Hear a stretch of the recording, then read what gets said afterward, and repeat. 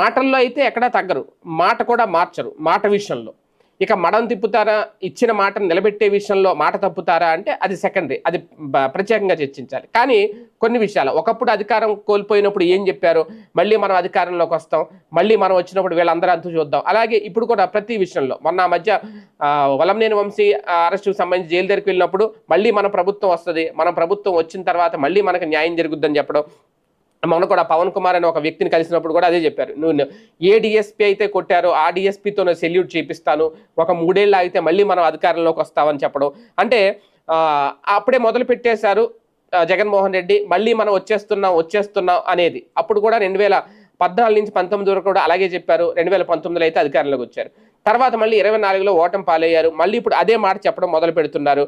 అంటే మొన్న కూడా ఆ మధ్యన అన్నారు వంశీ విషయంలో, ఎవరైతే ఆ వ్యక్తి వంశీని ఇష్టం వచ్చినట్టు అరెస్ట్ చేశారో ఆ వ్యక్తి అండమాన్లో ఉన్న